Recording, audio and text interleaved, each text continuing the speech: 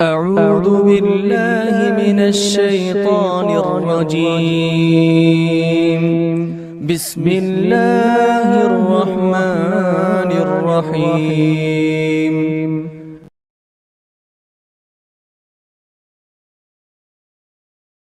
إن الحمد لله نحمده ونستعينه ونستغفره ونعوذ بالله من شرور أنفسنا وسيئات أعمالنا من يهده الله فلا مضل له ومن يضلل فلا هادي له أشهد أن لا إله إلا الله وحده لا شريك له وأشهد أن محمدا عبده ورسوله يا أيها الذين آمنوا اتقوا الله حق تقاته ولا تموتن إلا وأنتم مسلمون يا أيها الناس اتقوا ربكم الذي خلقكم من نفس واحدة وخلق منها زوجها وبث منهما رجالا كثيرا ونساء واتقوا الله الذي تساءلون به والأرحام إن الله كان عليكم رقيبا يا أيها الذين آمنوا اتقوا الله وقولوا قولا سديدا يصلح لكم أعمالكم ويغفر لكم ذنوبكم ومن يطيع الله ورسوله فقد فاز فوزا عظيما أما بعد فإن خير الحديث كتاب الله وخير الهدي هدي محمد صلى الله عليه وسلم وشر الأمور محدثاتها وكل محدثة بدعة وكل بدعة ضلالة وكل ضلالة في النار.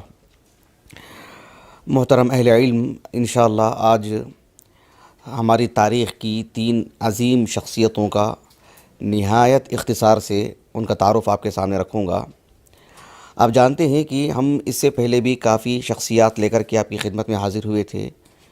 یہ جو شخصیات ہیں اللہ سبحانہ و تعالیٰ نے ان کی زندگی کو باقی رکھا ہے، اس لیے کہ ان حضرات نے اللہ کی دین کی سربلندی کے لیے اپنی زندگی کو وقف کیا تھا، تو اس کے بدلے میں اللہ رب العالمین نے ان کی زندگی کو باقی رکھا تاکہ اس دور میں ہم جی رہے ہیں تو ہمارے لیے ایک نمونہ، ایک اسوہ اور ہمارے لیے ایک ہمت اور حوصلے کے لیے ان کی زندگی بہت معنی رکھتی ہے. ہر شخص کی زندگی میں کوئی پہلو رہتا ہے جو ہمارے لیے بہت معنی رکھتا ہے. رسول اللہ صلی اللہ علیہ وسلم کی جو زندگی ہے، یعنی کل کی کل زندگی ہمارے لیے نمونہ ہے. ہر مسلمان اس پر ایمان رکھتا ہے اور آپ ہی کو نمونہ مانتا ہے. آپ علیہ السلام کے جو صحابہ ہیں، ہمارا یہ ایمان اور عقیدہ ہے کہ وہ معصوم عن الخطا نہیں ہیں رسول اللہ کی طرح صلی اللہ علیہ وسلم، لیکن وہ تربیت اللہ کے رسول سے حاصل کی ہے. اللہ سبحانہ و تعالیٰ نے ان کی عدالت بیان کی ہے. تو بحیثیت ایک جماعت اور اس اعتبار سے ایک جماعت کے طور پر وہ معصوم ہیں، اور پھر فردن ان کی زندگی بھی ہمارے لیے نمونہ ہے، جیسے کہ اللہ تعالیٰ نے قرآن مجید میں بیان فرمایا. وہ میرا موضوع نہیں ہے.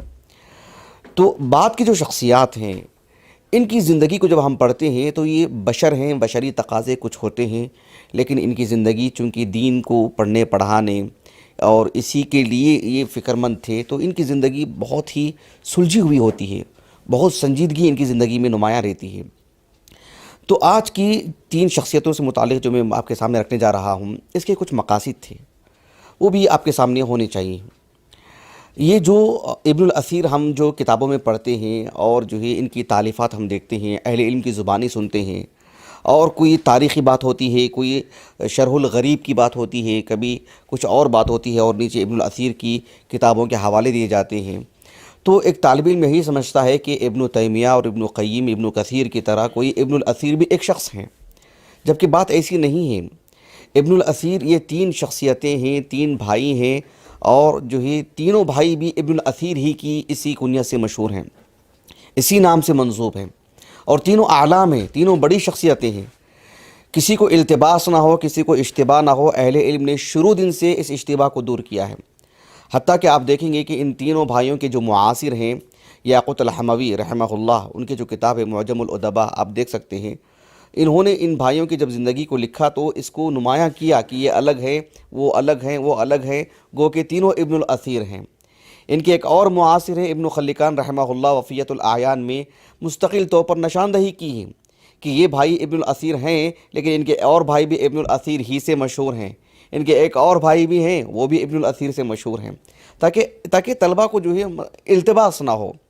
تاج العروس جو کتاب ہے علامہ الزبیدی کی، انہوں نے بھی اس کو جو ہے اس اشتباہ کو دور کیا ہے. حالانکہ وہ لغت کی کتاب ہے، لیکن حمزہ سارہ اس مادے میں دیکھیں گے آپ کہ جو الاثیر اور ابن الاثیر، پھر اس ضمن میں ان 3 بھائیوں کا تذکرہ انہوں نے کر دیا ہے، یہ بتانے کے لیے کہ تینوں الگ الگ ہیں، 3 شخصیتیں ہیں. تو یہ مجھے آپ کے سامنے ذکر کرنا تھا. حافظ ابو عبداللہ الذہبی نے بھی تذکرۃ الحفاظ میں اس کی طرف اشارہ کیا ہے. تو یہ ایک طالب علم کے طور پر عیب کی بات ہے کہ ہم یعنی ابن الاثیر ایک شخص کو جانیں. اس کے کئی نقصانات بھی ہیں. بہت ممکن ہے ہم ایک سے استفادہ کر رہے ہیں اور ہم ان کو ذہن میں لائے بغیر دعائیں نہیں دے رہے ہیں. ان کے لیے دعا بھی دینا چاہیے. ان سے استفادہ کرتے ہیں تو فرق کو ملحوظ رکھنا چاہیے. تینوں کی جدا جدا جو ہے محنتیں ہیں اور تینوں اپنے میدان کی عظیم شخصیتیں ہیں. اس اشتباہ کو دور کرنا اور ان سے متعارف ہونا یہ ایک میرا مقصد تھا. ایک دوسرا مقصد یہ بھی ہے کہ ان تین شخصیتوں کے جو والد ہیں ان کی بھی بڑی عظیم خدمات ہیں. آپ دیکھیں گے تو دنگ رہ جائیں گے, سنیں گے تو حیران ہو جائیں گے آپ, کیونکہ یہ تینوں شخصیتیں ایسی ہیں جو اپنے اپنے میدان کی اپنی اپنی صلاحیتوں اور اپنے اپنے میدان سے متعلق انہوں نے ایسی کتابیں تالیف کی ہیں. امت ان کو مرجع مانتی ہے, امت استفادہ کرتی ہے. النہایہ فی غریب الحدیث قطعی نظر تینوں میں سے کس کی ہم بعد میں بتائیں گے, لیکن معروف کتاب ہے, سب جانتے ہیں. الکامل فی التاریخ کتنی واضح اور معروف کتاب ہے. جامع الاصول فی احادیث الرسول اگر آپ استفادے کی نیت سے جائیں گے اور پڑھیں گے تو آپ کو عام شروحات حدیث سے ہٹ کر کے بہت ساری نوادرات اس میں ملیں گے آپ کو. تو یہ اس قدر عظیم کتابیں ہیں, لیکن ہم جانتے نہیں ہیں کہ ان میں سے کون کس کتاب کا مؤلف ہے یا کون سی کتاب کس مؤلف کی تالیف کردہ ہے, یہ ہمیں نہیں معلوم ہے. جبکہ تینوں کبار ہیں, اعلام ہیں, بڑی شخصیتیں ہیں. ان کے جو والد ہیں یہ ان کا تعارف کرانا بھی میرا مقصود ہے. اور دیکھیے ہم ایک شخصیت کو لے کر کبھی 2 گھنٹے کا پروگرام کرتے ہیں, 3-4 شخصیتوں کے تذکرے ہوں گے اور نہایت اختصار کے ساتھ صرف آدھے گھنٹے کے اندر صرف ایک ذہن کھولنا مقصود ہے, ایک فکرہ دینا مقصود ہے مجھے آپ کو. ان کے جو والد محترم ہیں جو اثیر الدین, میں نے بارہا کہا ہے کہ جو ہے قدیم علماء میں آج سے تقریباً 400 سال پہلے تک بھی یہ چیز تھی. اس کے بعد جو ہے تقریباً امت میں یہ چیز فوت ہوتی جا رہی ہے, اور خیر القرون میں تو اس کا وجود ہی نہیں تھا. نیک فعل کے طور پر بچے کے نام سے آگے صلاح الدین, اثیر الدین, کمال الدین یا نور الدین اس جیسا جو ہے ایک لقب کے طور پر رکھتے تھے, ایک نیک فعل کے طور پر. کوئی اسی نام سے مشہور ہو جاتے, کوئی اپنے نام سے مشہور ہوتے وغیرہ. تو ان کے جو والد تھے, ان کے والد کا نام تھا محمد, نام ہی محمد تھا, محمد ابن عبد الکریم. ان کے والد کی کنیت تھی ابو الکرم, لیکن ان کے والد کا لقب تھا اثیر الدین. اسی وجہ سے ان کے تینوں بیٹے ابن الاثیر اسی اعتبار سے مشہور ہیں. محمد ابن عبد الکریم ابن عبد الواحد الشیبانی الجزری. ان کے جو والد ہیں, ان کے والد کی ولادت, ان کے والد جو نشو و نما پائے, ان کے والد کی جوانی, ان کے والد کی شادی, ان کے والد کا کرتا دھرتا سب کچھ ایک علاقہ ہے جسے جزیرہ ابن عمر کہا جاتا ہے. جزیرۃ ابن عمر. یہ جزیرۃ ابن عمر کیا ہے, پہلے اس کے بارے میں بھی آپ جان لیں تاکہ آپ کو سمجھنے میں آسانی ہوگی. آج کا جو ترکی ہے, ترکی بہت بڑا علاقہ ہے. ترکی کا جغرافیہ اگر آپ دیکھنا چاہیں تو مشکل ہو جائے گی آپ کے لیے, کیونکہ اس کا جو عرض ہے بہت ہے بنسبت طول کے, یعنی بہت پھیلا ہوا علاقہ ہے. جو ترکی جو ہے اس کا ایک کنارہ تو استنبول کی طرف اس طرف جا کے لگتا ہے. اپنی جغرافیہ اگر آپ سامنے رکھیں تب آپ کو بات سمجھ میں آئے گی. اس کا جو مشرقی حصہ آتا ہے, اس کا جو مشرقی حصے میں جو جنوب کا حصہ ہے وہاں آج کل وہ علاقہ آتا ہے جزیرہ ابن عمر. جو ملک شام کا جو شمالی حصہ ہے, شمالی جو سرحد ہے, اس کے سرے پہ جو ہے وہ علاقہ آپ کو نظر آ سکتا ہے. میں جغرافیہ اعتبار سے آپ کو بتا رہا ہوں یہ علاقہ. اس کو جو جزیرہ کہا جاتا ہے وہ اس وجہ سے کہ جو دجلہ جو دریا ہے وہ تقریباً ہلال کی شکل میں اس کو گھیرے ہوئے ہے, تو اسی وجہ سے اس کو جزیرہ کہا جاتا ہے. رہا مسئلہ جزیرہ ابن عمر کیوں کہا جاتا ہے, تو اس سلسلے میں جو ابن خلکان رحمہ اللہ ہیں, یہ بھی جو ہے 6ویں صدی ہجری کے ہیں. ان کا کہنا یہ ہے کہ جو ہے ابن عمر کون ہیں, کس کی طرف یہ نسبت تھے, تاریخی طور پر کافی جو ہے اختلاف ہے اس میں, یعنی ایک ہی نام نہیں. حالانکہ ابن خلکان کو ہم دیکھتے ہیں کہ وہ عبدالعزیز ابن عمر ایک صاحب کا نام رکھا ہے انہوں نے, عبدالعزیز ابن عمر ابن الخطاب التغلبی. یہ ایک قدیم شخص ہیں. جبکہ معجم الادباء میں یاقوت الحموی نے جو نام لکھا ہے وہ انہوں نے لکھا کہ الحسن ابن عمر ابن الخطاب, وہ نام انہوں نے لکھا ہے. جبکہ اگر آپ وکیپیڈیا میں جا کے جزیرہ ابن عمر ڈالیں گے آپ تو اس میں انہوں نے ایک اور بات لکھی ہے واقدی کے حوالے سے. عمر ابن محمد الواقدی, ان کے حوالے سے یہ بات انہوں نے لکھی ہے کہ ایک صاحب تھے جن کا نام تھا یعنی عبدالعزیز ابن عمر, وہ انہوں نے نام لکھا ہے. کہنا یہ چاہتا ہوں کہ کچھ مؤرخین نے اس کو 4 صدی ہجری کے نصف میں اس جزیرے کے وجود کی خبر دی ہے, جبکہ عمر ابن محمد الواقدی کا سن وفات تو 207 ہے. तीसरी सदी हिजरी के आगाज़ में है। कहाँ तीसरी सदी हिजरी का आगाज़, कहाँ चौथी सदी हिजरी का निसफ, 150 साल का फ़र्क आ रहा है। तो बहरहाल इसमें काफ़ी इख्तिलाफ है, यही ज़्यादा बेहतर है कि जज़ीरा इब्न उमर, वो कौन है रहने दें उसको, लेकिन इसी नाम से ये काफ़ी मशहूर है, जज़ीरा इब्न उमर। तो इस वजह से ये अपने नाम के साथ अल-जज़री लिखते हैं। इनके नाम के साथ जो निस्बत आती है अश-शैबानी, शैबाना एक जो है कबीले का एक ख़ानदान है जो यमनी ख़ानदान है।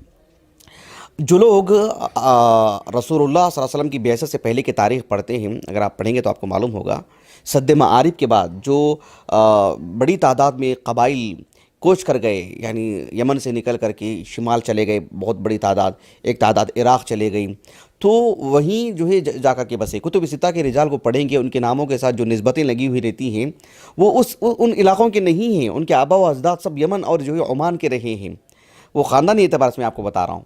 तो इस वजह से इनके नाम के साथ जो निस्बत लगी रहती है शैबानी, वो आबा व अजदाद की तरफ निस्बत है, यमनी कबीला है, जबकि जो अल-जज़री है वो जज़ीरा इब्न उमर की वजह से। इनके जो वालिद हैं तकरीबन 556 हिजरी को इनके वालिद ने अपनी बीवी बच्चों के साथ, अपनी पूरी फैमिली के साथ, पूरे घराने के साथ, ये तकरीबन 3 दिन का सफ़र वहाँ से होता है जुनूब की तरफ आने के लिए। अल-मौसिल एक इलाक़ा है, अबू याला अल-मौसिली रहमहुल्लाह, मारूफ मुहद्दिस कबीर और बहुत ही अजीम शख्सियत अबू याला अल-मौसिली रहमहुल्लाह वहीं के हैं। तो मौसिल जो है जोग्राफिया एतबार से, आज के एतबार से और क़दीम जो जोग्राफिया है बहुत फ़र्क है। यानी नैनवा जो है उसकी आसिमा है, जहाँ यूनुस अलैहिस्सलाम नबी बना करके भेजे गए, और नैनवा का भी जो क़दीम जो माना आता है मछली ही के माने में आता है, वो बहुत मुमकिन है उनकी तरफ वो मंसूब हो, वल्लाहु आलम। तो अल-मौसिल बहुत बड़ा इलाक़ा है, बल्कि पूरे इराक़ में यानी बगदाद के बाद निस्बत जो लोगों की शरह जो है आबादी के एतबार से सबसे ज़्यादा मौसिल ही में, बहुत बड़ा इलाक़ा है। मौसिल का नाम ही इसीलिए रखा गया है कि ये तुर्की को इराक़ का जो शिमाली हिस्सा है, शिमाली गरब, और मुल्क शाम का शिमाली शर्क़, और तुर्की का जो है शिमाली जो है मशरिक़ी जुनूब, समझ में आ रहा है आपको? तो वो एक मरकज़ी इलाक़ा है मौसिल। तो मौसिल के माने ही वसला के माने आते हैं पहुँचने की। मौसिल मौज़िउन के एतबार से, यानी वो इसमें ज़र्फ़ मकान है, वो ये बताने के लिए कि तिजारती एतबार से, समाजी एतबार से, बुयू के एतबार से और लोगों के आमद व रफ्त के एतबार से वो मौसिल है, सबके पहुँचने की जगह है वो, इसी वजह से उसका नाम पड़ा था अल-मौसिल। तो ये कदीम इलाक़ा है और बहुत ही मारूफ़ इलाक़ा है। तो इनके वालिद ने अपने पूरे घराने के साथ यहाँ पर आ गए थे। तकरीबन जो इनके जो बड़े भाई हैं, मैं आपके आगे बतलाऊँगा इंशाअल्लाह, वो एक कमोबेश एक 13-14 साल के थे, छोटे भाई भी तकरीबन 2-3 साल के थे, इसे काफ़ी कम उम्र के थे इनके भाई वगैरह सब। तो ये कोच करके वहाँ पर आ गए। इनके जो वालिद थे, धीरे धीरे इनके अंदर की जो सलाहियतें थी, इनकी वालिद की खुसूसियात मैं आपको बता रहा हूँ। एक तो इनके वालिद मोहतरम जो थे, यानी जो जज़ीरा इब्न उमर, वहाँ पर भी काफ़ी अच्छी शख्सियत माने जाते थे। मौसिल आने के बाद एक तो इनके अंदर की जो सलाहियतें थीं, इन सलाहियतों की वजह से वो नायब वज़ीर बनाए गए वहाँ के, पूरे मौसिल के, यानी सरकारी एतबार से, सियासी एतबार से एक ऊंची पहुँच, मुलूक का दौर, बादशाहत का दौर। ऐसे में बहुत ही बड़ा मनसब मिला इनको, आला दर्जे का मनसब मिला। सियासी एतबार से भी असर व रसूख, ज़ाती एतबार से बड़े अच्छे ताजिर थे, मंझे हुए ताजिर, और ताजिर होने की वजह से इनकी ज़मीनें कई थीं, इनके घर कई थे, इनके नौकर चाकर कई, सब कुछ एक अच्छी ज़िंदगी, तनाउम वाली ज़िंदगी, सियासी एतबार से भी अच्छी ज़िंदगी, तिजारत ताजिर होने की वजह से और वो मनसबदार होने की वजह से मालदार भी अच्छे हैं। और इस सब के बावजूद अल्लाह सुब्हानहू व तआला ने आपको बहुत ज़हीन व फ़तीन बनाया, आपको साहिब इल्म बनाया, आपको बहुत दीनदार थे आप। तो इन सब के बावजूद इन्होंने अपने बच्चों की, यानी एक अच्छे सियासी लीडर होने के बावजूद, एक अच्छे ताजिर होने के बावजूद, अपने बच्चों को हाफिज़ कुरान बनाना, अपने बच्चों को आलिम दीन बनाना, अपने बच्चों को ज़िंदगी दीन के लिए वक्फ़ कराने की का फ़िक्रा उनके दिल में डालना, उनकी तरबियत करना, रत्ती बराबर भी कमी आने नहीं दी। ये बहुत बड़ी बात है। हम मदारिस की ज़िंदगी से आते हैं, तकरीबन 80% तलबा जो है तकरीबन गरीब घराने के होते हैं, और एक 15% तलबा जो है मुतवस्सित घराने के होते हैं, 5% या उससे भी कम जो है मतलब हो सकते हैं जो एक अच्छे घराने के हों।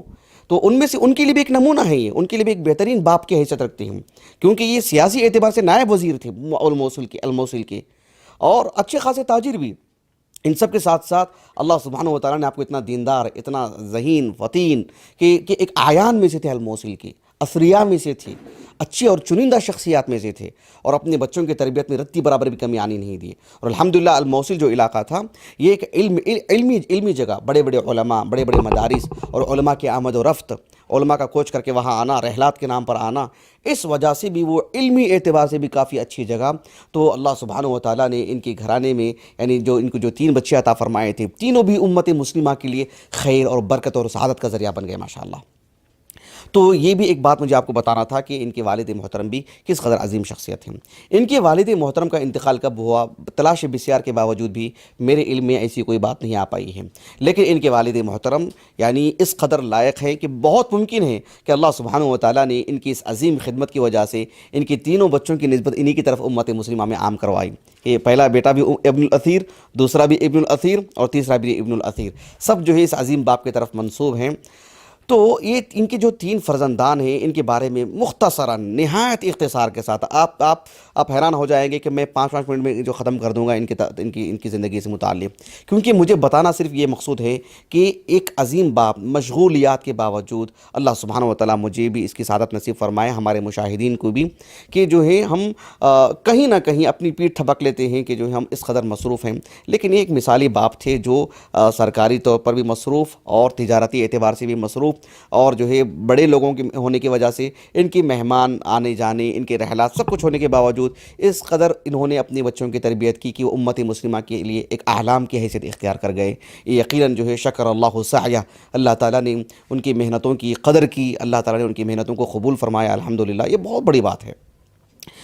تو ان کے جو 3 فرزندان ہیں، سب سے جو بڑے ہیں عمر کے اعتبار سے وہ ہیں، دیکھیے میں پہلے آپ کو لقب بتاؤں گا، اس کے بعد ان کی کنیت بتاؤں گا، اس کے بعد ان کا نام بتاؤں گا۔ اشتباہ ہو جاتا ہے اور بہت مشکل ہو جاتی ہے اگر ہم جو ہے اس سے لگے نہیں رہیں گے، ایک مرتبہ درس کی حیثیت سے سنیں گے تو یہ نام جو ہے اچھی طریقے سے راسخ نہیں ہو پائیں گے سینے میں، اس کو بارہا دیکھنا پڑے گا۔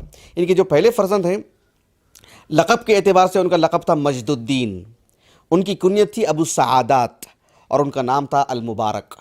المبارک ابن محمد ابن عبد الکریم ابن عبد الواحد الشیبانی الجزری۔ کافی مشکل ہوتی ہے آغاز میں جب آپ سنتے ہیں، صرف ایک سماع کی حیثیت سے اگر اس کو اختیار کرتے ہیں تو، ورنہ اگر تعلیمی اعتبار سے اور قدیم علماء کی طرح یکسوئی اور صبر کے ساتھ اس سے لگے رہیں گے تو پھر اچھی طرح واضح ہوگا۔ اسی لیے ہم اہل علم کو دیکھتے ہیں کہ قال ابن الاثیر ایسا بہت کم لکھتے ہیں، ایسے لکھتے ہیں قال ابو السعادات ابن الاثیر، قال ابو الحسن ابن الاثیر، ایسے ہی لکھتے ہیں، یہ فرق بتانے کے لیے۔ اگر النہایہ فی غریب الحدیث النہایۃ فی غریب الحدیث والاثر کا حوالہ دیتے ہیں تو ابن الاثیر لکھ دیں گے تو پھر بات کافی ہو جاتی ہے، لیکن جس کو فرق واضح نہیں ہوگا وہ کیا کرے گا؟ الکامل فی التاریخ اور النہایہ فی غریب الحدیث والاثر دونوں کو ضم کر دے گا، وہ دونوں میں خلط ملط کر لے گا، اور بہت بڑا عیب ہے ایک طالب علم کے لیے، یہ ایک بہت بڑا عیب ہے، یہ بالکل بھی نہیں ہونا چاہیے، اور یہ بے انصافی بھی ہے۔ اہل علم کے حقوق بھی کچھ ہوتے ہیں جو ادا کرنے ہوتے ہیں، ان میں سے یہ بھی ہے کہ ان کے نام، ان کے تالیفات اور جدا جدا کر کے فرق کر کے واضح کیا جائے۔ تو ابن الاثیر جو بڑے فرزند ہیں، ان کا نام ہے، ان کا لقب تھا مجد الدین، ابو السعادات ان کی کنیت ہے، اور ان کا نام ہے مبارک، المبارک ابن محمد ابن عبد الکریم ابن عبد الواحد الشیبانی الجزری۔ ان کا جو سن ولادت ہے وہ 544 ہجری ہے، یعنی 6ویں صدی ہجری کی تقریباً وسط میں ان کی ولادت ہوئی ہے، اور 606 ہجری ان کا سن وفات ہے۔ اللہ سبحانہ و تعالیٰ نے بہت غضب کی صلاحیتیں آپ کو عطا فرمائی تھیں۔ میں نے جیسے کہ کہا کہ ان کے والد محترم نے کوئی کسر نہیں چھوڑی ہے، تینوں بچوں کو حافظ قرآن بنائے، تینوں بچوں کو عالم دین بنائے، اچھے علماء کی صحبت میں رکھے، اچھے مدارس کا انتخاب فرمائے۔ ایسے مجھے کہیں بھی خبر نہیں ملی ہے کہ ان کے والد محترم خود بیٹھ کر کے ان کو پڑھائے ہوں۔ ان کے والد اس قدر بڑے عالم دین تو نہیں تھے، لیکن اپنے بچوں کی تربیت میں، اپنے بچوں کی تعلیم میں اچھے اساتذہ کے انتخاب نے اور اچھی درسگاہ کے انتخاب نے ان کے والد نے کوئی چوک، ان کے والد سے باذن اللہ تعالیٰ کوئی چوک نہیں ہوئی ہے۔ یہی نتیجہ ہے جو اب آج ہم دیکھ رہے ہیں۔ تو ان کے جو بڑے جو فرزند تھے مجد الدین ابو السعادات المبارک ابن محمد الجزری شیبانی رحمہ اللہ، اللہ سبحانہ و تعالیٰ نے آپ کو کافی صلاحیت عطا فرمائی۔ علم حدیث کی طرف میلان زیادہ تھا، علم حدیث سے شغف زیادہ تھا، اور اس میں درک اللہ تعالیٰ نے آپ کو عطا فرمایا، اور جو ہے امت مسلمہ کے مشہور محدثین میں آپ کا شمار ہوتا ہے۔ ان کی جو خدمات ہیں میں آگے بتاؤں گا آپ کو انشاءاللہ نہایت اختصار کے ساتھ، لیکن ان کی جو صلاحیتیں تھیں، ان کی صلاحیتوں کے پیش نظر وہ جو دور تھا خالص مسلم امت کا ایک سنہرا دور اور حکومتوں کا دور، صلاح الدین ایوبی کے جو فتوحات ہیں وہ فتوحات کا دور، تو آپ کو جو ہے تقریباً 1-2 مرتبہ نہیں، بارہا آپ کو الموصل کا قاضی، الموصل کا سربراہ، اور جو ہے مطلب تعلیمی اعتبار سے اور جو ہے دینی نشاطات کے اعتبار سے آپ کو کئی مرتبہ وزیر بنانے کی آپ سے جو ہے آپ سے مطالبہ کیا گیا، آپ سے اپیل کی گئی، لیکن آپ نے صرف اس وجہ سے کہ تعلیمی اعتبار سے پڑھنے پڑھانے میں وہ چیز آڑ بن سکتی ہے، رکاوٹ بن سکتی ہے، ہمیشہ آپ نے اس سے دوری اختیار کی۔ مجھے یاد آ رہا ہے ابن خلدون رحمہ اللہ کی جو مقدمہ ہے بہت ہی مطلب یعنی شاندار ہے ماشاءاللہ، اہل علم بہت جو ہے مطلب لپک کر لیتے ہیں اس کو، اور جو ہے اس کے اصول اور ضابطہ جو انہوں نے بیان کیا انہوں نے ماشاءاللہ تاریخ کے بہت ہی ٹھوس، اس میں انہوں نے ایک بات یہ بھی لکھی ہے، مجھے بالضبط یاد نہیں آ رہا کہ کس فصل کے تحت انہوں نے وہ بات لکھی ہے، نہیں نمبر وار کی بات کر رہا ہوں میں، 60 63 وغیرہ، میرے پاس حوالہ جات لکھا ہوا ہے وہ، اس میں وہ تقریباً میں نے اس کو جو اپنے بچوں کی تعلیم کا آغاز حفظ قرآن سے کروائیں، ایک مرتبہ جو محاضرہ دیا تھا اس وقت میں نے اس کو پڑھا تھا، مطلب اس فصل کو، تو وہ بات میں آپ کے سامنے رکھ رہا ہوں۔ تو اس میں انہوں نے یہ بات لکھی ہے کہ اہل علم شروع دن سے سیاست سے دور ہی رہے ہیں، سربراہی سے دور ہی رہے ہیں۔ سربراہی سے مراد امت مسلمہ کے سربراہی اہل علم نے ہی کی ہیں، لیکن ایک منصبدار کے طور پر ہمیشہ سے اہل علم نے اسی دوری اختیار کی ہیں، اور اس کی وجوہات بھی بہت اچھے بتائے ہیں۔ وہ آپ کے ہمارے بھائی کا جو مقالہ ہے مغل دور سے متعلق بھی، اس میں بھی مولانا علاء الدین ندوی نے ایک بات لکھی ہے کہ جو ہے اہل علم سیاست سے ہمیشہ دور رہے ہیں، یعنی جو انہوں نے مغل دور کے علماء کی جو انہوں نے فہرست گنوائی ہے اس میں انہوں نے بتائے ہیں کہ اہل علم کا سیاست سے کتنا تعلق رہا ہے، بادشاہوں کے قریب کتنے رہے ہیں، اور کون کون جو سیاست میں ان کا حصہ رہا ہے، اس میں انہوں نے تمہیدی طور پر یہ بات لکھی ہے کہ بات مشہور ہے کہ اہل علم اس سلسلے میں ہمیشہ سے دوری اختیار کی ہے، یعنی سیاست میں ان کا کوئی خاص رول نہیں رہا ہے۔ کیوں؟ اس کی کئی وجوہات ہیں، وہ ہمارا موضوع نہیں ہے، آپ اس کی طرف رجوع کریں، لیکن یہ ایک بات ہے۔ تو آپ سے بھی کافی مطالبہ کیا گیا، لیکن آپ ہمیشہ اس سے دور ہی رہے۔ اللہ سبحانہ و تعالیٰ کی حکمت ہے، اور جو ہے ہم اللہ تعالیٰ کی حکمت سے راضی ہیں۔ آپ کو ایک مرض آیا، آپ کے اپنے ایک وہ اس کو جو ہے قدیم زمانے میں عربی میں النقرس کہا جاتا ہے اس کو۔ میں نے حافظ ابن القیم رحمہ اللہ کی طب نبوی میں بھی میں نے دیکھا اس لفظ کو النقرس، نون کے کسرے کے ساتھ، نون مشدد ہے، النقرس، قاف جو ہے ساکن ہے، النقرس میں نے دیکھا اس کو، اور جو ہے وہ انگریزی میں اس مرض کو کیا کہا جاتا ہے مجھے نہیں معلوم، لیکن JOUT وہ جو ہے اس کے حروف تھے، اس کا تلفظ کیسے ہوگا میں نہیں کہہ پا رہا ہوں، کیونکہ اس میں صرف حروف لکھے ہوئے تھے، اس کا تلفظ کیسے پڑھیں گے مجھے نہیں معلوم ہے۔ تو یہ اس مرض ہے، اس کو داء المفاصل کہتے ہیں عربی زبان میں، یعنی جوائنٹ پین ایسے کچھ کہہ سکتے ہیں، جو مفاصل جو ہوتے ہیں، جوڑ جو ہوتے ہیں، ان میں ایک طرح کا درد شروع ہوتا ہے۔ وہ درد کس اعتبار سے ہوتا ہے؟ جو جوڑوں میں جو ہڈیاں جو ہوتی ہیں وہ دھیرے دھیرے الگ ہو جاتی ہیں، جدا ہو جاتی ہیں، اور ہڈیاں اندر سے گھسنے لگتی ہیں، اور اس میں سے تھوڑا سا جو بالکل پاؤڈر جیسے ہو جاتی ہیں وہ ہڈیاں اندر ہی سے، اور پھر اس کی وجہ سے اس کا جو مادہ ہوتا ہے وہ ہڈیوں سے نکل کر کے پھر جو ہے گوشت میں پیوست ہو جاتا ہے، پھر پھوڑے شروع ہو جاتے ہیں، آدمی چل نہیں پاتا ہے، نسأل اللہ السلامہ، ہم فوٹو دیکھ کر کے برداشت نہیں کر سکتے۔ تو یہ عارضہ آپ کو لاحق ہوا مجد الدین ابن اثیر الجزری رحمہ اللہ کو، جس کی وجہ سے آپ بستر کے ہو کے رہ گئے۔ لیکن دیکھیے میں آپ کو بتاتا ہوں بڑی دیانتداری کے ساتھ کہ ہماری 1400 سال کی تاریخ میں آپ چاہے صحابہ کو اٹھا لیں، تابعین کو، تابعین کو، یا ان عظیم کتابوں کے مؤلفین کو آپ اٹھا لیں، ان میں کی ایک تعداد ایسی ہے، ایک تعداد سے مراد تقریباً آپ نصف بھی کہہ سکتے ہیں، تقریباً 50 کے قریب اہل علم ایسی فیصد کی میں بات کر رہا ہوں، جو اپنے اندر کئی امراض رکھتے ہیں، جسمانی طور پر انگلیوں کا کچھ مرض ہے، جو ہے اندرونی طور پر کچھ مرض ہے، سر کا کچھ مرض ہے، طرح کے، یا کم از کم جو ہے گھر کے عوارض ہیں، لیکن جو ہے ان کی دینی خدمات میں کبھی آنچ نہیں آئی۔ سبحان اللہ العظیم، یہ اللہ کی طرف سے سعادت ہے ان کے لیے، اللہ نے گویا کہ چنا ہے ان کو۔ یہ سب کچھ ہونے کے باوجود بھی اللہ کو یہ طے تھا کہ ان سے کام کروائیں، اور ان سے کام ہوئے۔ جامع الاصول فی احادیث الرسول، آپ کتاب دیکھیے، آپ سبحان اللہ حیبت طاری ہو جاتی ہے۔ آپ ان کے النہا فی غریب الحدیث والاثر کے اندر جو شمولیت، جو جامعیت، جو استیعاب آپ نے کیا ہے، آپ دیکھیں کتنے الفاظ ہیں، یہ سب انہی امراض کے دنوں میں انہوں نے کیا ہے۔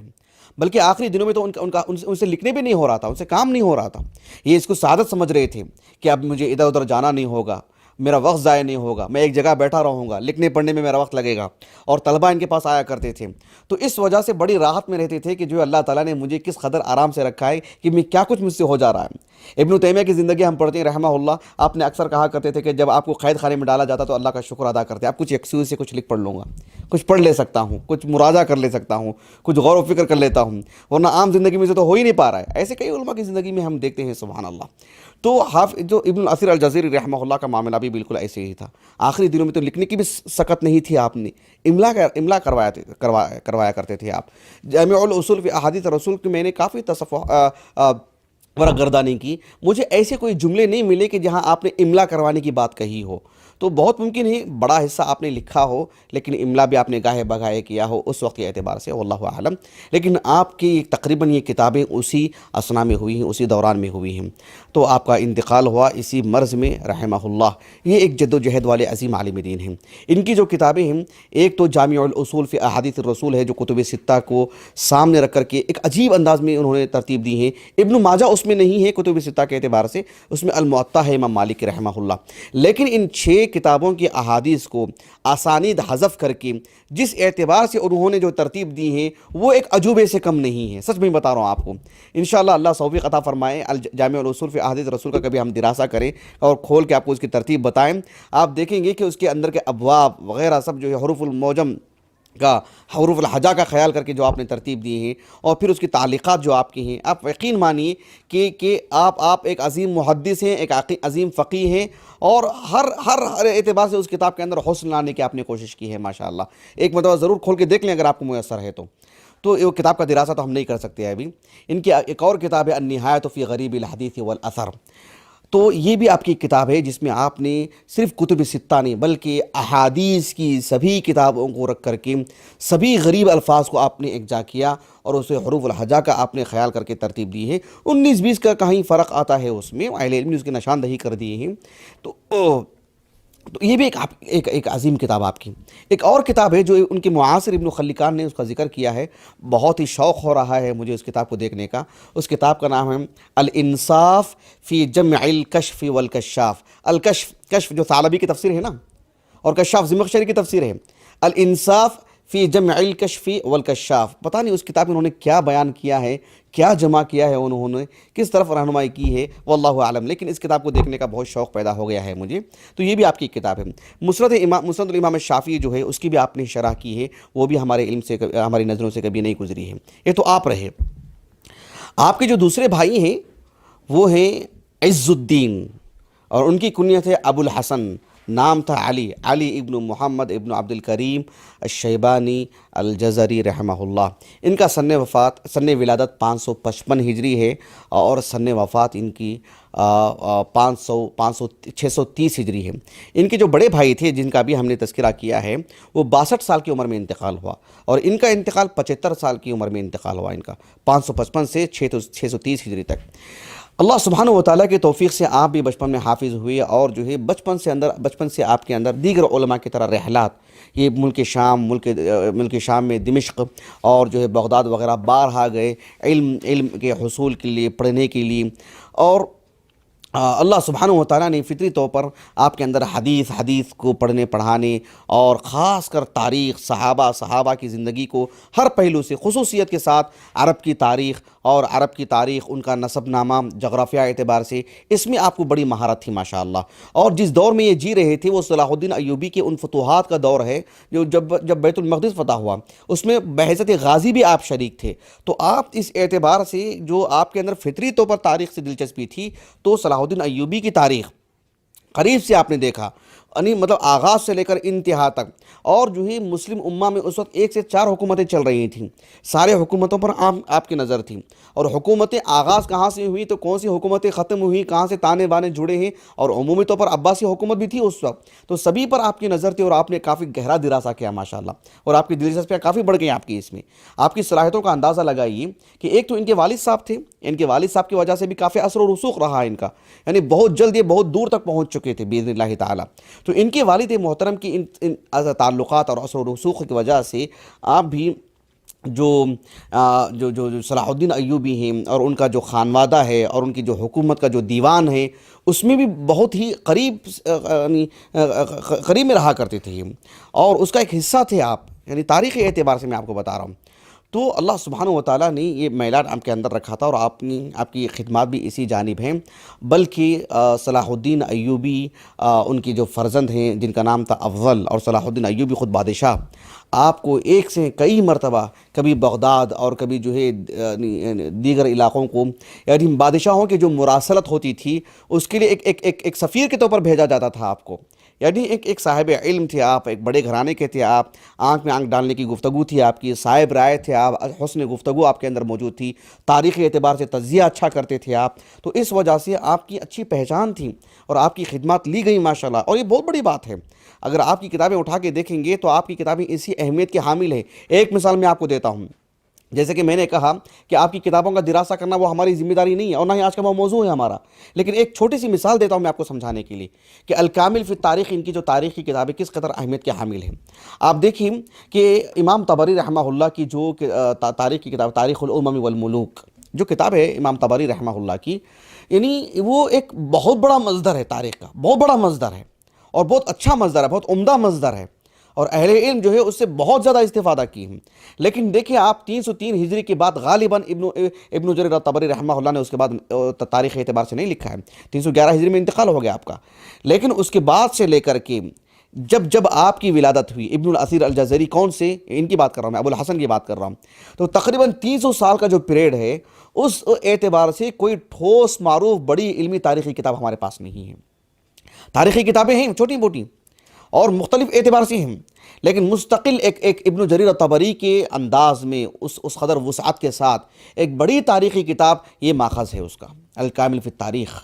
اس لیے کہ ایک تو یہ ہے کہ ابن جریر تاریخ کی جو تاریخ کی کتاب ہے اس سے آپ نے استفادہ کیا ہے، اس کے ساتھ ساتھ اسی انداز میں ایک وسعت کے ساتھ مسلمانوں کی 300 سالہ تاریخ اور جغرافیہ اعتبار سے ہمارا پرانا جغرافیہ اگر آپ اٹھا کے دیکھیں گے تو یا اللہ یعنی نگاہیں تھک جاتی ہیں. اس قدر وسیع جغرافیہ تھا ہمارا، اس قدر وسیع حدود تھے ہمارے. تو وہ اس اتنی بڑی تاریخ کو نہایت دل جمعی کے ساتھ، صبر اور یکسوئی کے ساتھ تجزیہ کرتے ہوئے، تبصرہ کرتے ہوئے اور جو ہے نہایت انصاف کے ساتھ لکھنا یہ بہت بڑے کمال کی بات ہے جو اللہ سبحانہ و تعالیٰ نے آپ کو سعادت عطا فرمائی. تو الکامل فی التاریخ وہ ہمارے دراسے کی کتاب نہیں ہے، لیکن جو ہے آپ کے علم میں ہونا چاہیے کہ یہ کس قدر عظیم اہمیت کے حامل کتاب ہے. اور اسی طرح سے آپ نے صلاح الدین ایوبی کی تاریخ پر بھی کتاب لکھی ہے آپ نے، لیکن یہ تاریخ کی جو کتابیں آپ کی نہایت اہمیت کے حامل ہیں. اور ان کی ایک اور کتاب ہے اسد الغابہ فی معرفت الصحابہ، صحابہ کی سیرت سے متعلق. گو کہ اس سے پہلے بھی کافی کتابیں ہمارے پاس ہیں. معرفت الصحابہ ہے ابو نعیم کی، الاستیعاب ہے ابن عبد البر کی رحمہ اللہ اجمعین. دیگر بھی بہت ساری کتابیں ہیں، الاصابہ کا مقدمہ پڑھ کے دیکھ لے سکتے ہیں. لیکن یہ جو کتاب ہے اسد الغابہ فی معرفت الصحابہ، یہ بھی آپ کی زندگی میں آپ کی زندگی سے متعلق بتلاتی ہے کہ آپ کو عرب کا نسب نامہ اور جو صحابہ کے نسب ناموں میں جو آپ دیکھیں گے کوئی ماں سے الگ نسب نامہ ہے، باپ سے الگ نسب نامہ ہے. ایک انسان کا نسب نامہ بتایا جاتا ہے تو باپ ہی کی طرف سے بتایا جاتا ہے، لیکن ضمناً ان کی ماں کا جو ہے نسب نامہ کہاں والد سے ملتا ہے، یہاں کہاں کس عرب کی کس قبیلے سے جا کے ملتا ہے، جو اہل علم بتاتے ہیں. یعنی ایک طرح سے خشک موضوع نظر آتا ہے ظاہر میں. اسی لیے آپ کی نسب نامے سے جو دلچسپیاں آپ کے رہی ہیں، حافظ السمعانی رحمہ اللہ کے جو الانساب ہے، اللباب فی تہذیب الانساب، یہ بھی آپ کی کتاب ہے، متداول ہے، مطبوع ہے، ملتی ہے آرام سے، آپ نیٹ پر امیجز میں دیکھ لے سکتے ہیں. تو یہ سب ان کی کتابیں ہیں جو ایک میلان ان کا اس طرف رہا ہے. یہ ان کا جو انتقال ہوا ہے 630 کو، تقریباً 75 سال کی عمر میں. یہ بھی ایک عظیم عالم دین. ان کے جو تیسرے بھائی ہیں وہ یعنی ان کا جو لقب ہے وہ ضیاء الدین، اور ان کی جو کنیت ہے ابو الفتح، اور ان کا جو نام تھا نصر اللہ ابن محمد ابن عبد الکریم ابن عبد الواحد الجزری الشیبانی. ان کا جو سن ولادت ہے 558 ہے ان کا، اور سن وفات 637 ہے. 79 سال 70 پر 9 سال کی عمر میں آپ کا انتقال ہوا. اللہ سبحانہ و تعالیٰ نے، حالانکہ دیکھیے تینوں جو بھائی ہیں حافظ قرآن ہیں، دینی علم بھی تینوں رکھتے تھے، لیکن فطری طور پر اللہ سبحانہ و تعالیٰ نے ان کا جو میلان جو تھا ان کا ادبی طور پر، ادبی کتابیں پڑھنا، یعنی نثر میں ہو یا اشعار میں ہو. اشعار تو ان کو اتنے زیادہ یاد تھے کہ جو ہے یہ خود کہتے ہیں کہ یعنی میں نے قدیم و جدید شعراء کے اتنے اشعار یاد کیے ہیں کہ لا احصیہ کثرہ، ایسے انہوں نے کہا کہ اس کی کتنی کثرت ہے خود مجھے اس کا علم نہیں ہے، میں اسے شمار نہیں کر سکتا ہوں. اس قدر جو ہے آپ کو ادب سے دلچسپی تھی، اور انہی ادب سے دلچسپی کی وجہ سے لکھنے کا جو انداز ہے. آپ کو معلوم ہے بازار میں کچھ ایسے بھی کتاب ملتے ہیں کہ آپ جو ہے مطلب اپنے مدرسے کے پرنسپل کو کیسے خط لکھتے ہیں, کیسے درخواست لکھتے ہیں, والد کو کیسے درخواست لکھتے ہیں, دوست کو کیسے لکھتے ہیں, بیوی کو کیسے لکھتے ہیں, کسی ملک کے سربراہ کو کیسے لکھتے ہیں, چھوٹوں کو کیسے لکھتے ہیں, فلاں کو ایک ترتیب بنی ہوئی ہے. تو وہ ملکہ تھا ان کے اندر, یعنی لکھنے کی مہارت, جملے کی بندش اور تراکیب کا حسن, یہ ان کے اندر تھا ماشاء اللہ. تو اسی وجہ سے بادشاہوں کے نام جب خط لکھتے تھے, امراء کے جب نام خط لکھتے تھے, تو آپ ہی کی مدد لی جاتی تھی, آپ ہی سے لکھوایا جاتا تھا, فکرہ انہی کا ہوتا تھا, جملے کی بندش ان کی ہوتی تھی, تراکیب ان کی ہوتی تھی. تو وہ بہت جان ڈال دیتے تھیں اور بہت اثر انگیز ہوتی تھیں ان کی عبارتیں. تو وہ اس اعتبار سے زیادہ شہرت ہوئی آپ کی. اور جو صلاح الدین ایوبی ہیں رحمہ اللہ, دیکھیں ضمناً ایک بات میں بتا دیتا ہوں آپ کو, میں کہیں بھول نہ جاؤں, اور اچانک میرے ذہن میں بات آئی ہے کہ چاہے ابن الاثیر الجزری ہوں, چاہے ابن الاثیر الجزری ہوں, یعنی تینوں بھی, ابو السعادات ہوں, ابو الحسن ہوں, یا جو ہے یعنی تیسرے کون ہیں, ابو الفتح ہوں, تینوں بھی یعنی ان کے اندر اشعریت تھی, اشعریت سے متاثر ہوئے بغیر نہیں رہ پائے. اگر آپ نہایہ فی غریب الحدیث والاثر, میرا موضوع نہیں ہے, انشاءاللہ مجھے بعد میں بتائیں, میں آپ کو نشاندہی کروں گا کہ جو ہے مطلب اشعریت سے متاثر ہوئے بغیر نہیں رہ پائے. بلکہ اچانک زبان پہ صلاح الدین ایوبی کا نام آیا تو میں نے ضمناً کہہ دے رہا ہوں آپ سے کہ اشعریت کو جو فروغ ملا, اشعریت کو جو بڑھاوا ملا, اشعریت سے جو لوگ قریب ہوئے یا اس سے متاثر ہوئے, اس کا ایک ماحول بنانے میں بڑا ہاتھ جو صلاح الدین ایوبی رحمہ اللہ کا رہا ہے. کیونکہ وہ جو بادشاہ تھے وہ اشعریوں سے متاثر تھے, اور الناس علی دین ملوکہم, لوگ اپنے بادشاہوں کے دین ہی پر رہتے ہیں. تو یہ اسی فکرہ کو عام کیا انہوں نے, ایک مخلص بادشاہ, ایک مسلمان بادشاہ, مسلمانوں کا درد رکھنے والے بادشاہ. لیکن آپ کو ملی وہ چیزیں, سمجھ رہے ہیں آپ, دیکھیے کبھی کسی کو فضل مل جاتا ہے, اب ملک سلمان کو لے لیں, ان کے والد, ان کے بڑے بھائی ملک عبداللہ کو لے لیں, ملک فہد کو لے لیں, یا جو ہے ملک عبدالعزیز کو لے لیں, اللہ سبحانہ. اب دیکھیں ملک عبدالعزیز رحمہ اللہ تو ایک سلفی بادشاہ تھے, لیکن ان کے جو فرزندان ہیں, جتنے بھی ملوک اور بادشاہ ہیں, اللہ سبحانہ وتعالیٰ جو باحیات ہیں انہیں صحت و عافیت سے رکھے, اللہ تعالیٰ ان سے دینی خدمات لیتا رہے. تو یہ بادشاہوں نے یعنی اللہ سبحانہ وتعالیٰ نے ان کو سلفیت عطا کی. تو اس پورے مملکت سعودیہ میں کون سا دین ہے, کون سے نہج پر لوگ عمل کرتے ہیں, علماء کو کس طرح سے فروغ ملتا ہے, خالص صاف شفاف سلفیت ہی مل رہی ہے. تو اس لیے کہ جو ہے بادشاہوں کا زور رہتا ہے, لا قدر اللہ, کہیں کا بادشاہ اگر جو ہے اشعری ہو, ماتریدی ہو, غالی درجے کا صوفی ہو, کوئی شیعہ ہو, کس کو فروغ دے گا وہ, اسی کو فروغ دے گا وہ. تو مملکت سعودیہ کی یہ بھی ایک قابل تحسین پہلو ہے کہ اللہ تعالیٰ نے ان کے بادشاہوں میں سلفیت رکھی ہے. تو اس وجہ سے بآسانی یہ چیز جلدی پہنچ رہی ہے الحمدللہ. نہ ہو تب بھی اللہ تعالیٰ اپنے دین کو پہنچائے گا, لیکن ایک ظاہری سبب کے تحت. تو صلاح الدین ایوبی بحیثیت بادشاہ, ان کے مسلم بادشاہ ہونے کے اعتبار سے جو درد, اخلاص اور جو یعنی فکر مندی جو تھی اس پر آنچ نہیں آنی چاہیے, اس کی تخفیف نہیں ہونی چاہیے, ان کی خدمات کو جو ہے مطلب سراہنا چاہیے, اس کو ہلکا نہیں کرنا چاہیے. لیکن اشعریت کی جو بات ہے وہ اس کے فروغ میں آپ کا بھی ہاتھ ہے. بہرحال میں نے ضمن یہ بات آپ سے کہہ دی ہے. تو ان کے جو تیسرے جو فرزند تھے ابو الفتح, وہ صلاح الدین ایوبی رحمہ اللہ کے جو فرزند ہیں, افضل ان کا نام ہے غالباً. تو ان کے ساتھ ان کے اچھے مراسم تھے, دوستانہ تھے, قربت تھی, اور جو ہے شانہ بشانہ چلتے تھے, اور جو ہے کئی مطلب یعنی استشاری طور پر آپس میں ایک دوسرے کی قربت, سب کچھ. لیکن بعد میں جو ہے یعنی ان کے انتقال کے بعد, جو صلاح الدین ایوبی کے جو فرزند کے انتقال کے بعد, پھر جو ہے وہ بادشاہت ان کے بچوں میں جائے گی کہ چاچا کے بیٹوں میں جائے گی. وہ کچھ گھریلو مسائل تھے جس کی وجہ سے پھر ان پر جو ہے کچھ گرفت کی بات آنے لگی, ورنہ تو ان بادشاہوں کے بہت قریب تھے اور ان کے لیے بہت معاون ثابت ہوئے ہیں. ان کی جو کتابیں ہیں واللہ عالم, یعنی میں نے تو کبھی دیکھا نہیں, لیکن جو ہے امیجز میں آپ دیکھ سکتے ہیں. ان کی ایک کتاب جسے حافظ ابو عبداللہ الذہبی نے ذکر کیا ہے تذکرۃ الحفاظ میں, فرق کرنے کے لیے بس, کہ ان کی کتاب ہے کہ المثل السائر لکاتب الشاعر للکاتب والشاعر, ایسی ان کی کتاب ہے. لیکن میں نے کبھی پڑھا نہیں, کبھی دیکھا بھی نہیں ہے.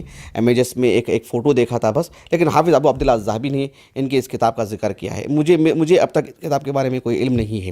اپنی بات کو ختم کرنے سے پہلے میں کچھ اشعار سنا دیتا ہوں. 3 اشعار ہیں جو یعنی جو مرتضی الزبیدی ہیں, انہوں نے نقل کیا ہے اثرہ کے مادے میں, حمزہ ثارہ, اس مادے میں ابن الاثیر الجزری رحمہ اللہ سے متعلق. مرتضیٰ زبیدی نے کسی کا نقل کیا ہے کہ ان تین بھائیوں سے متعلق، یہ تینوں بھی ابن الاثیر ہیں، تو تینوں بھی ابن الاثیر کی شخصیتوں کو ایک قصیدے میں تین شعر ہیں، آپ ملاحظہ کریں. کہتے ہیں کہ وَبَنُو الْأَثِيرِ ثَلَاثَةٌ وَبَنُو الْأَثِيرِ ثَلَاثَةٌ قَدْ حَازَ كُلٌّ مُفْتَخَرٌ فَمُؤَرِّخٌ جَمَعَ الْعُلُومَ وَآخَرُ وَلِيَ الْوَزَرَ وَمُحَدِّثٌ كَتَبَ الْحَدِيثَ النِّهَايَةَ فِي الْأَثَرِ. یہ جو ہے تین بھائیوں سے متعلق ایک شعر تھا، تو ذرا اس میں مناسبت تھی تو میں نے آپ کو سنا دیا ہے. خلاصہ کلام یہ ہے کہ مجھے دو باتیں بیان کرنی تھیں آج کے اس محاضرے میں. ایک، اس قدر تین عظیم بھائیوں کی جو عظیم خدمات ہیں، ان کی شہرت ہے، ان کا مقام ہے، امت ان سے مستفید ہوتی ہے.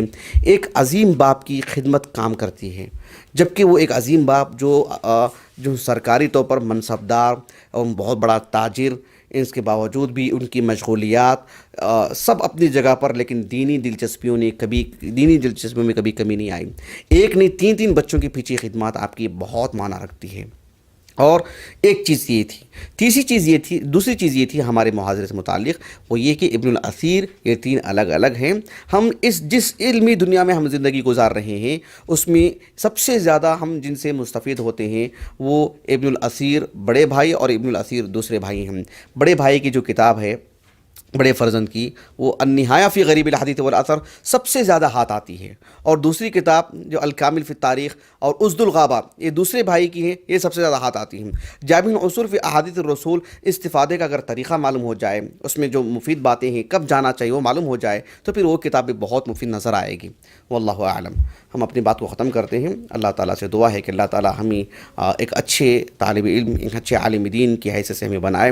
اللہ تعالیٰ ہمیں اس کے دین کی خدمت کرنے والا بنائیں، اور اللہ تعالیٰ ہماری ان خدمات کو قبول فرمائیں. سبحانک اللہم و بحمدک، اشہد ان لا الہ الا انت، استغفرک و اتوب الیک.